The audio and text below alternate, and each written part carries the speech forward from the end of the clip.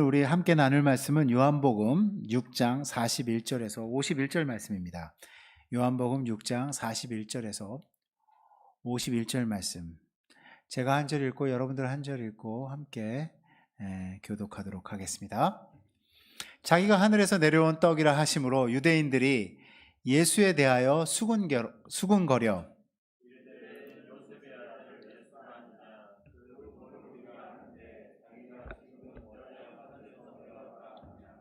예수께서 대답하여 이르시되 너희는 서로 수군거리지 말라.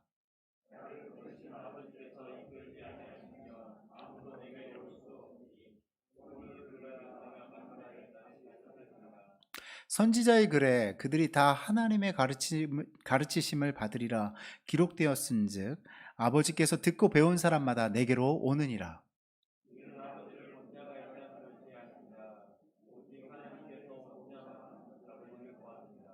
진실로 진실로 너희에게 이르노니 믿는 자는 영생을 가졌나니 너희 조상들은 광야에서 만나를 먹었어도 죽었거니와.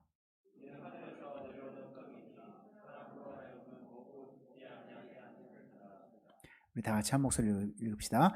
나는 하늘에서 내려온 살아있는 떡이니 사람이 이 떡을 먹으면 영생하리라.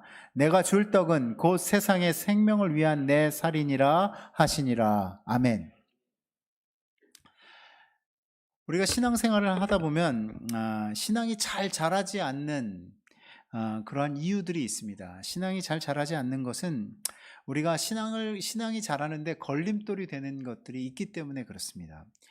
우리가 가령 믿음을 가졌다고 하면서 믿음 생활을 한다고 하면서 이전에 가졌던 습관들, 이전에 관계했던 교제들, 또 이전에 했던 그러한 자기의 취미들이나 자기가 좋아했던 것들을 계속 유지하면서 우리가 신앙생활하는 것은 우리 신앙 성장에 도움이 되지 않습니다.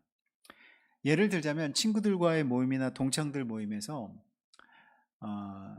몇 월 며칠 날 우리가 모임을 할 거야 라고 그러한 공지를 받으면 그날이 통일 기도회가 있든 뭐 새생명 축제가 있든 교회에서 예배가 있든 무슨 일이 있든 간에 달려가시는 분들은 그러면 신앙 성장에 그 어려움을 겪게 됩니다.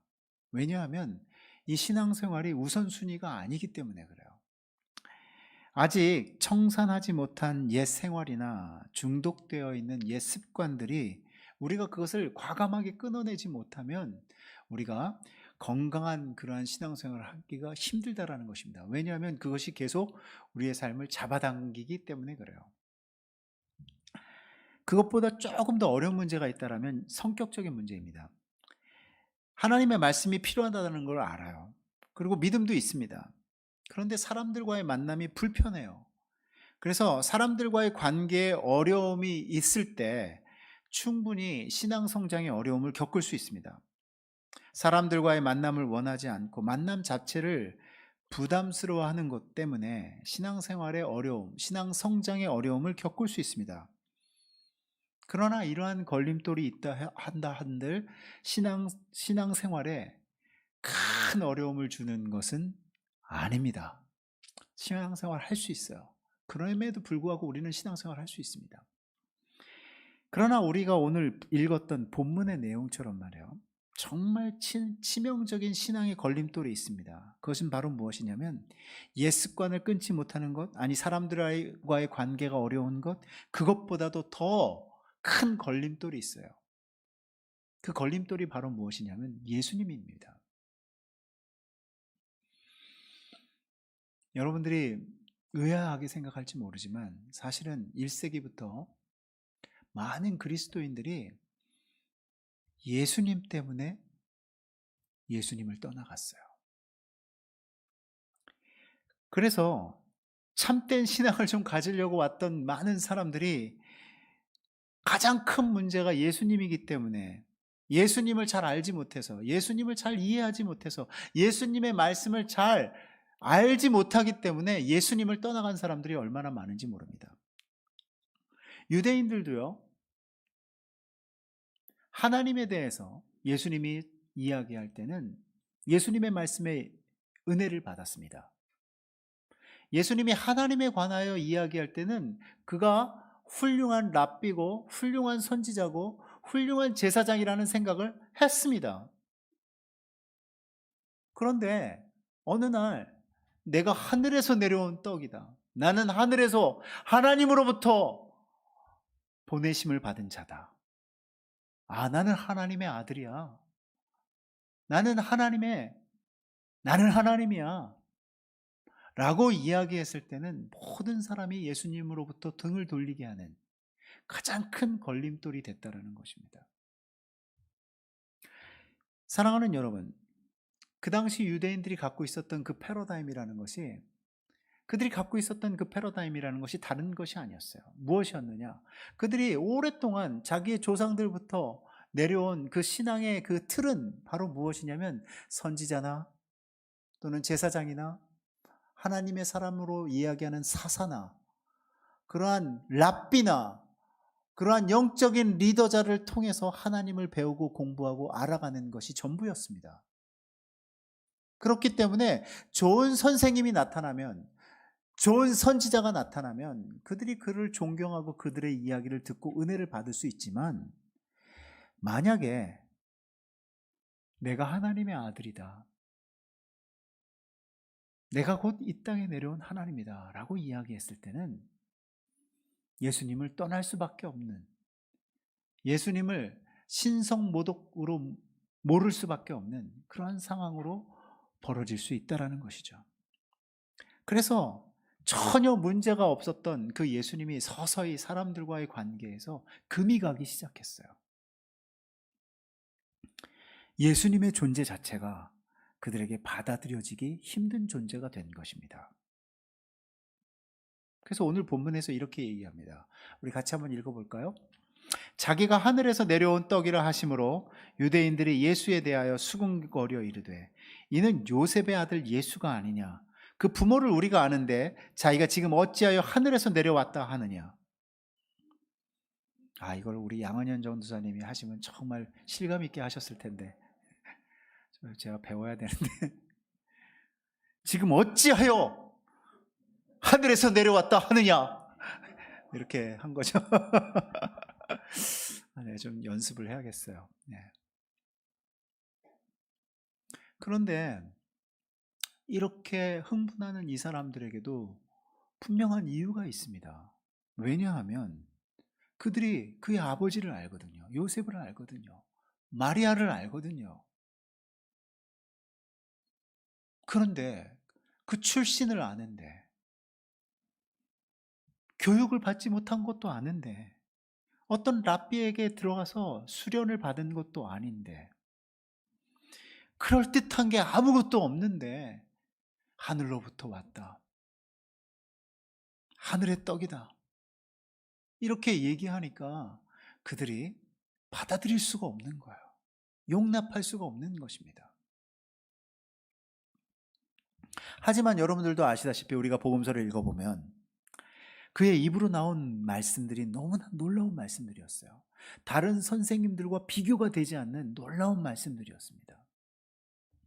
그는 병자들을 고쳤고요.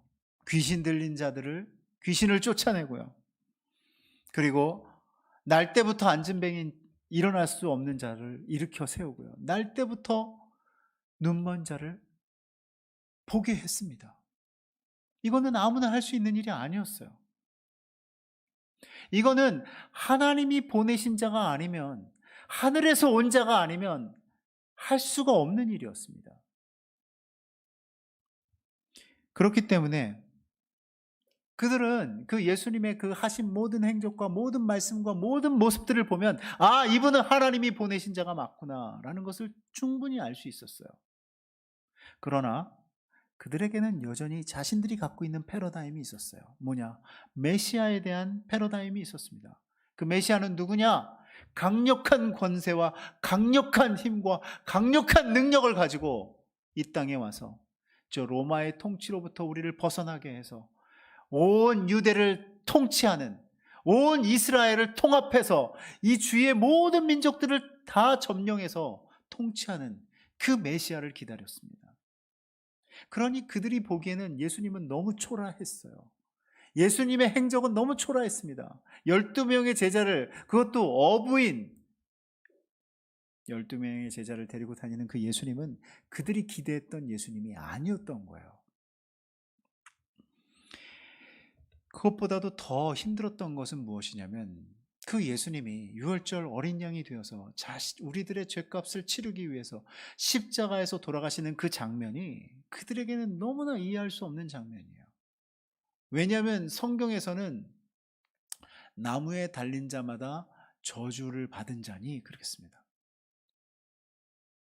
아니, 하나님의 아들이라는 분이, 아니, 우리를 구원하시기 오신 그리스도 예수 메시아라는 분이 어떻게 저렇게 힘없이 저 십자가에서 죽을 수 있는가? 처형당할 수 있는가?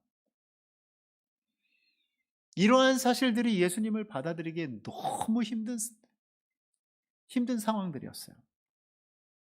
너무나 힘든 것입니다. 아름다운 것이 아니에요. 그러니까 그들이 예수님을 믿는 데 있어서 가장 큰 걸림돌이 바로 예수님일 수밖에 없었던 것입니다. 지금도요, 우리가 복음을 전하고 예수님이 어떤 사람인지를 이야기하고 예수님을 마음 가운데 영접하고 예수님을 나의 구세주와 주로 삼으라고 권면하면 절대로 받아들이지 않는 사람들이 있습니다. 예수가 뭔데? 예수가 누군데? 그래서 우리가 여기에서 한 가지 우리 스스로를 한번 돌아볼 수 있는 것이 바로 무엇이냐면 그거예요. 나는 어떻게 믿었지? 나는 어떻게 그 예수님이 하나님의 아들이라는 것을 어떻게 믿게 되었지? 이게 너무나 큰 비밀이에요. 왜냐하면 그의 낮아지심을 여러분들 이해하십니까?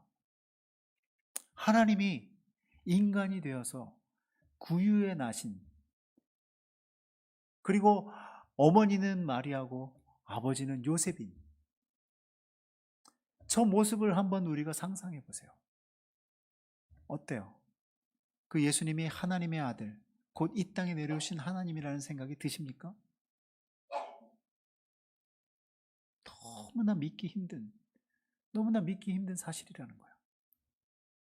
그래서 우리는 이 낮아짐의 신비를 어떻게 해서 내가 이해하고 받아들이고 영접했는가? 그러한 질문을 해보면 오늘 본문에 너무 정확한 대답이 있어요.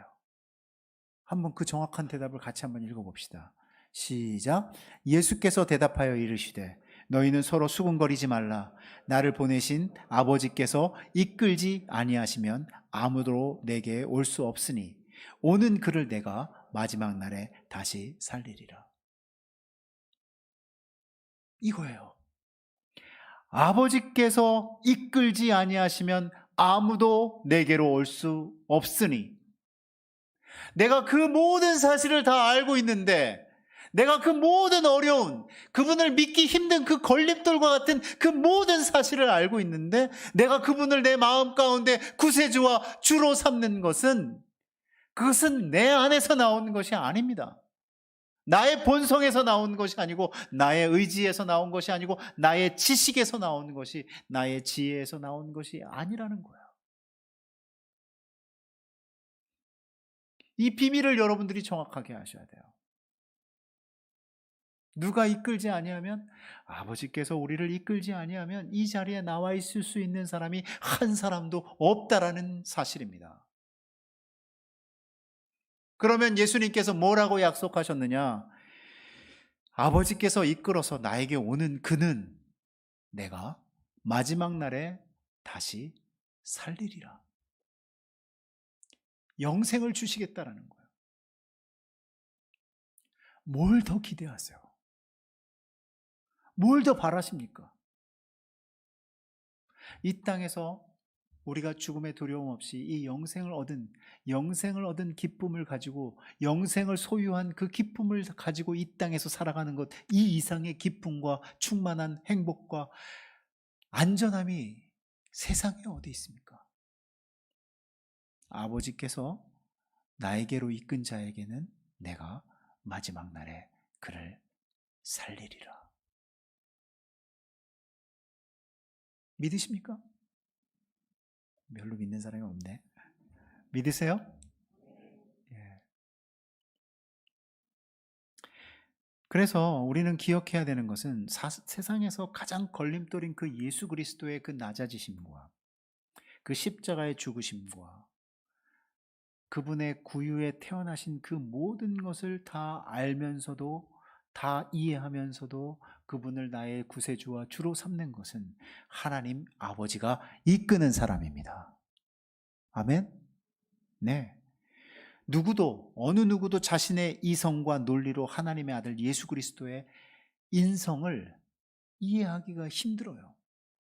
하지만 하나님 아버지께서 이끄는 사람들은 이 걸림돌을 뛰어넘습니다. 그리고 참된 신앙으로 나아가요. 예수님께서는 그러한 자들을 마지막 날에 다시 살리겠다라고 약속하신 것입니다. 그러면 아버지께서 이끄는 사람은 어떤 것이냐? 여기서 아버지께서 이끄는 사람은 바로 어떤 사람이냐? 바로 이런 사람이에요. 자신의 죄성을 깨닫습니다. 자신이 죄인이라는 것을 알아요. 그래서 이 죄의 문제를 예수 그리스도께서 우리의 죄값을 대신 치러주시고 여호와께서 우리 무리의 죄악을 그에게 담당시키셨도다 라는 그 사실을 받아들이고 믿는 사람들이 바로 아버지께서 이끄는 자들입니다. 이 복음을 아무나 받아들일 수가 없어요. 나의 죄성을, 나의 죄인된 나의 삶을, 나의 모습을 이해할 수가, 받아들이지를 못합니다. 여러분들 얼마나 한 주간에 죄를 많이 짓고 사셨어요? 그런데도 여러분들 지금 저를 바라보는데 얼마나 뻔뻔한지 아세요? 죄 하나도 안 진 것처럼 하고 앉아 있어요 지금. 고개 빳빳이 들고 내가 뭘 잘못했는데요? 내가 무슨 죄가 있는데요? 아니에요. 아버지께서 이끄는 자들은 이 자신의 죄인됨을 정확하게 이해하는 사람들입니다. 자신의 죄인됨을 정확하게 깨닫는 자예요.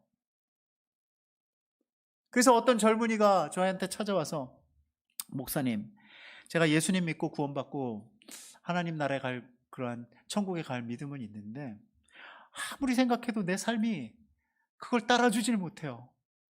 너무 형편없어요. 한 주간 동안 내 산 삶을 보면 너무 형편없습니다. 너무 형편없어요. 이런 사람을 하나님이 어떻게 구원하실 수 있어요?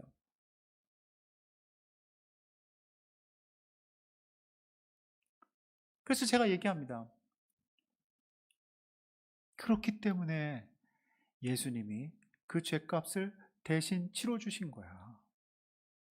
우리가 그 문제를 해결할 만한 그럴듯한 인간이면 가르쳐서 깨우쳐서 우리를 잘 선도해서 끌고 가시지. 그게 안 되니까 하나님이 그 보혈의 피로 다 덮어버린 거야.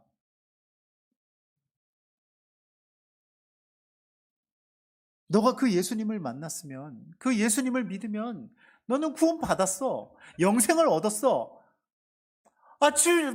계속 짓는 죄는 어떻게 회개해야지. 그 죄에서 철저히 회개하고 돌이켜야지. 이것이 우리가 예수님을 믿는 삶의 비결인 거예요. 그래서 예수님이 그렇게 말씀하셨습니다. 나는 하늘로서 내려온 산떡이니 사람이 이 떡을 먹으면 뭐하리라? 영생하리라. 나의 줄 떡은 곧 세상의 생명을 위한 내 살이로다 하시니라.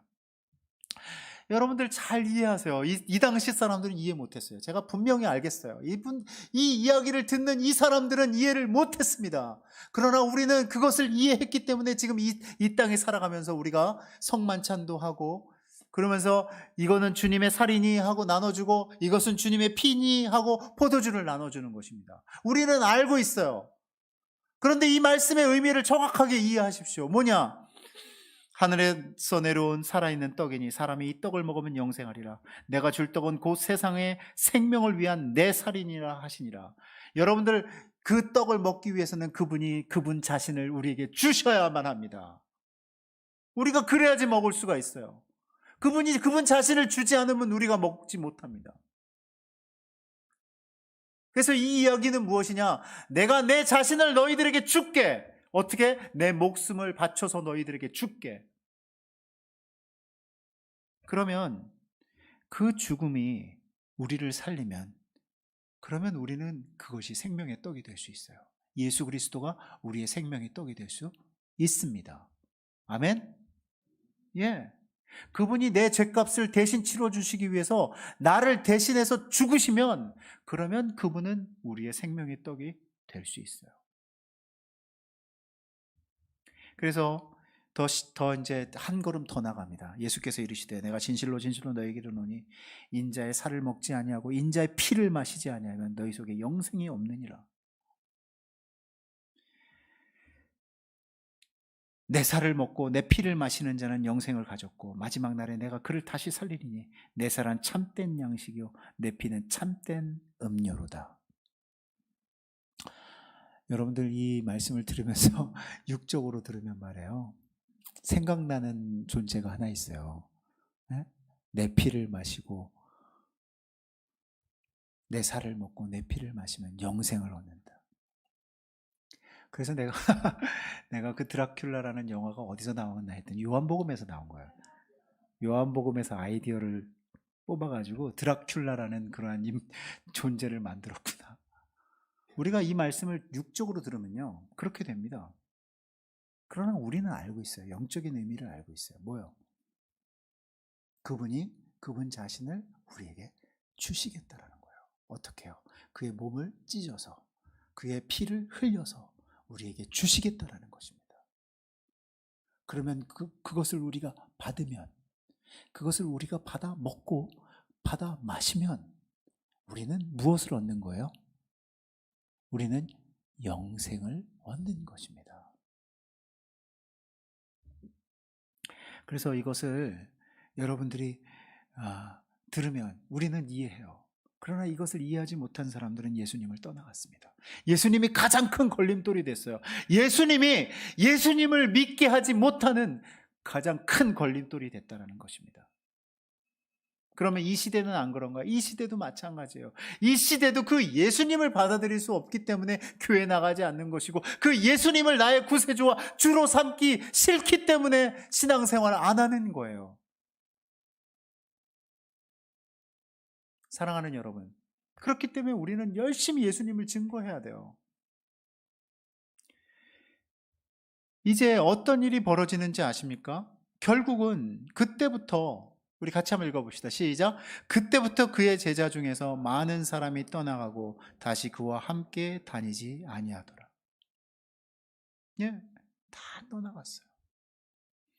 야, 저 말 너무 힘들다. 야, 어떻게 저 사람의 못 먹어 나는. 어떻게 저 사람 나 못 마셔. 이러면서 다 떠나가는 거야. 그러니까 말이에요. 여러분들 저 좀 한번 보세요. 저 좀 한번 보세요. 고개를 숙이는 거는 주무시는 거예요. 전 그렇게 이해하고 있어요. 자, 영적인 이야기로 들을지 못하면, 영적인 귀가 없어서 영적인 이야기를 영적으로 듣지 못하면, 그러면 다 성경을 읽으면서 예수님을 만나고 다 떠나가게 되어 있어요. 그러나 그 영적인 의미를 발견한 사람은 예수님을 따라갈 수밖에 없습니다. 여러분들 잘 기억하세요. 우리는 예수님과 하나 되는 거예요. 어떻게 해요? 이렇게요.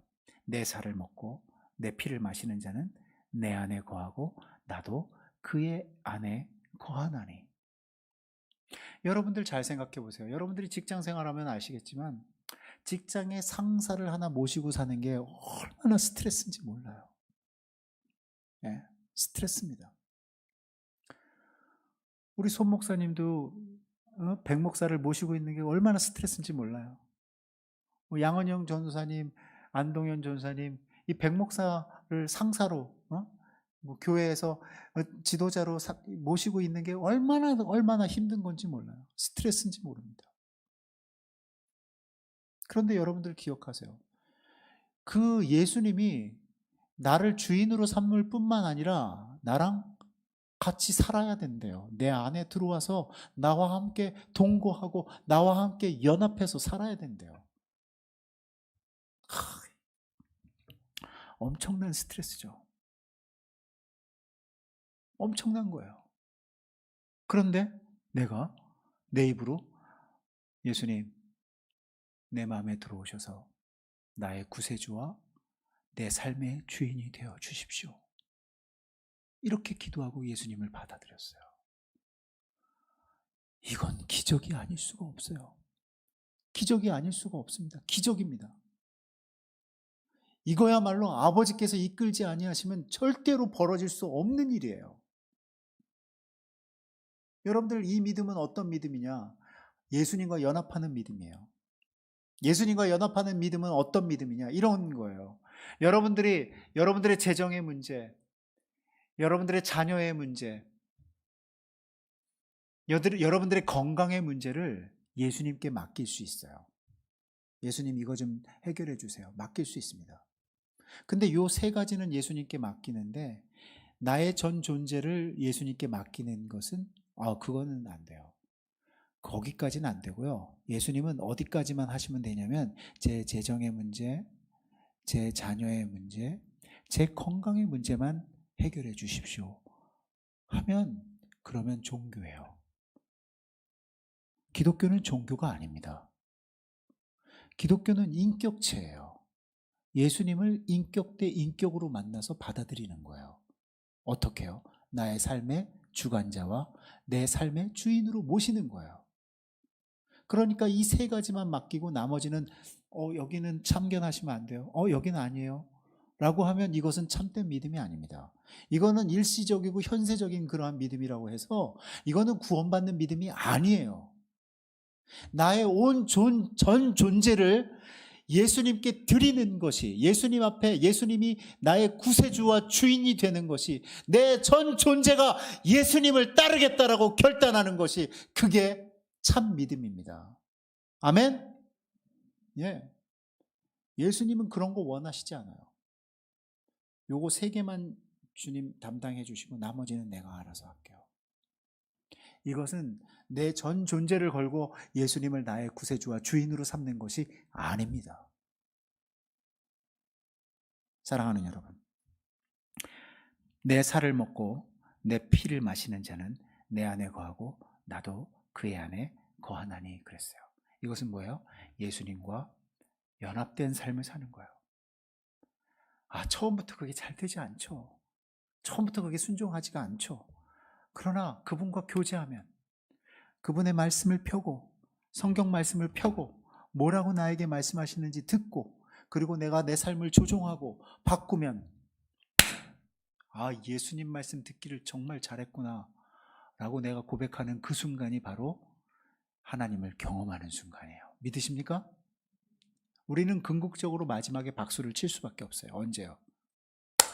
영생의 생명을 얻는 그 순간에 예수님 믿기를 정말 잘했구나 할 수 있어요. 그러나 그때만 박수 치는 것이 아닙니다. 우리가 말씀을 펴고 예수님이 뭐라고 나에게 말씀하시는지를 읽고, 그리고 그 말씀에 내 삶을 조종하고 순종하기 시작하면 반드시 말씀대로 살기를 정말 잘했구나, 말씀대로 순종하기를 너무나 잘했구나, 이러한 순간이 찾아오면 그 사람은 하나님을 체험하면서, 하나님을 경험하면서 사는 사람이라는 것입니다. 믿으십니까? 사랑하는 여러분, 우리의 주인이 있어요. 우리의 삶을 인도하는 사람이 있습니다. 인도하는 분이 계세요. 그분에게 내 인생을 맡기십시오. 그리고 그분의 말씀에 순종하면서 거룩하고 순결한 하나님의 백성으로 사시는 저와 여러분 되시기를 주님의 이름으로 간절히 축원합니다. 우리 함께 찬양할 때 나 무엇과도 주님을 바꾸지 않으리 함께 찬양하도록 하겠습니다.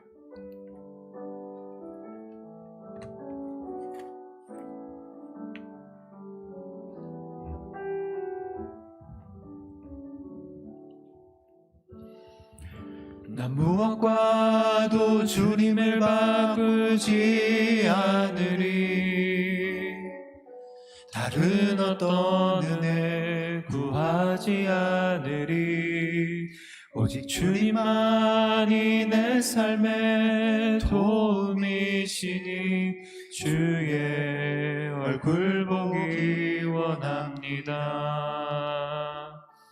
주님 사랑해요.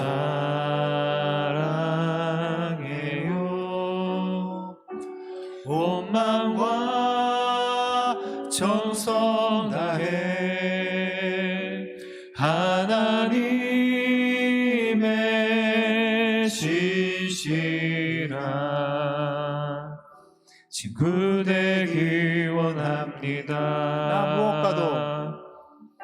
나 무엇과도 주님을 바꾸지 않으리. 다른 어떤 은혜 구하지 않으리.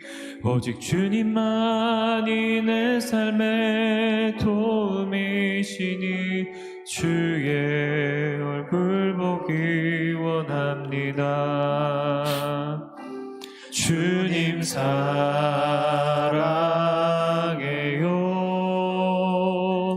온 마음과 정성 다해 하나님의 신실한 친구 되기 원합니다. 주님 사랑해요. 주님 사랑해요.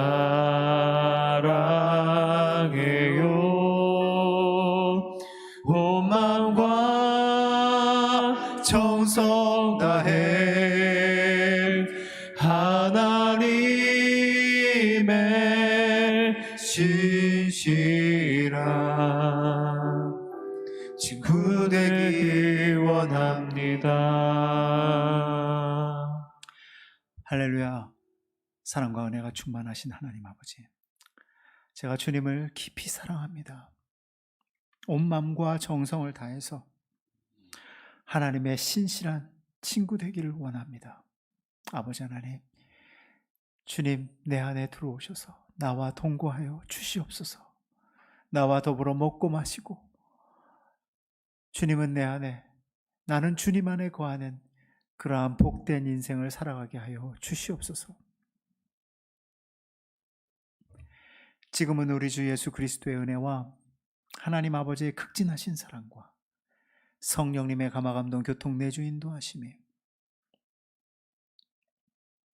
오늘 주님을 나의 구세주와 주인으로 삼고 그분과 동거하며 그분과 연합하는 삶을 살겠다라고 결단하는 우리 모든 보람체불 성도들 머리머리 위에 이제로부터 영원토록 함께 하옵시기만을 우리 주 예수 그리스도의 이름으로 간절히 축원하옵나이다. 아멘.